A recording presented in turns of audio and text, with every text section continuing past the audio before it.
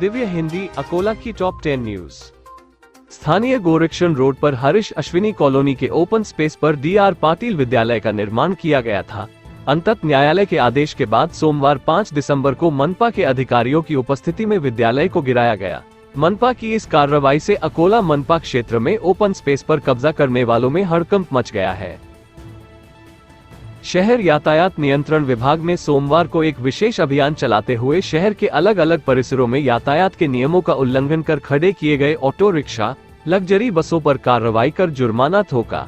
शहर नियंत्रण विभाग ने इस कार्रवाई में कुल 1,60,000 का जुर्माना वसूल किया।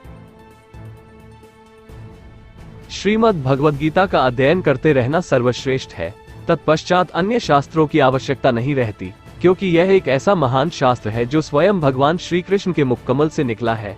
यह वह अमर संदेश है। ये जानकारी कोलखेड़ के गायत्री संस्कार केंद्र में आयोजित गीता जयंती और गायत्री महायज्ञ के अवसर पर कही। दी बेरार जनरल एजुकेशन सोसाइटी की ओर से संचालित LRT महाविद्यालय के NCC यूनिट की ओर से पुनीत सागर अभियान के अंतर्गत स्वच्छता अभियान चलाया गया।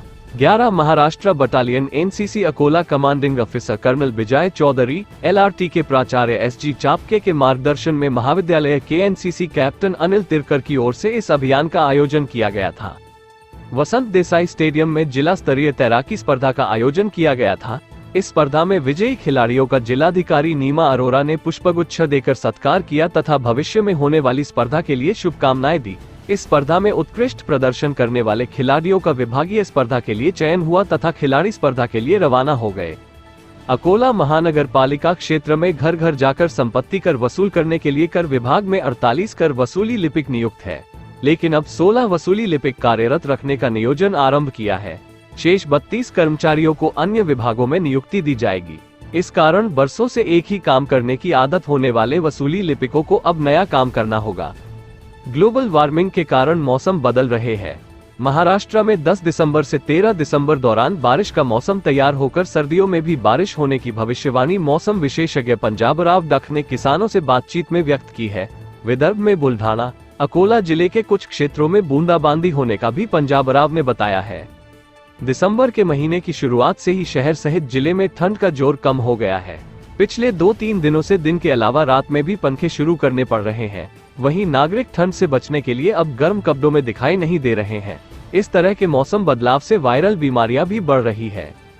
शिवसेना ठाकरे गुट के अध्यक्ष उद्धव ठाकरे और वंचित बहुजन आघाड़ी के अध्यक्ष प्रकाश अंबेडकर के बीच कल चुनावी तालमेल को लेकर बैठक संपन्न हुई।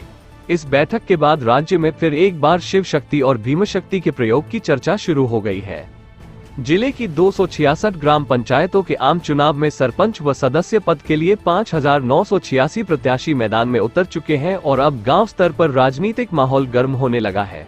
जिले के सभी 7 तहसीलों के 266 ग्राम पंचायतों के सरपंच और सदस्यों के पदों के लिए आम चुनाव हेतु अंतिम तिथि तक कुल 5,986 नामांकन पर्चे दाखिल किए गए हैं। दिव्य हिंदी न्यूज क्षेत्र के सारे प्लेटफॉर्म पर आपके साथ मजबूती से खड़ा, जैसे newspaper, news channel, IT platform और न्यूज एप्लीकेशन। दिव्य हिंदी के इस चैनल को YouTube पर सब्सक्राइब करें और बेल आइकन क्लिक करना ना भूलें।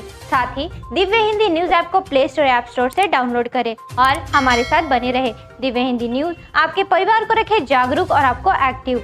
धन्यवाद।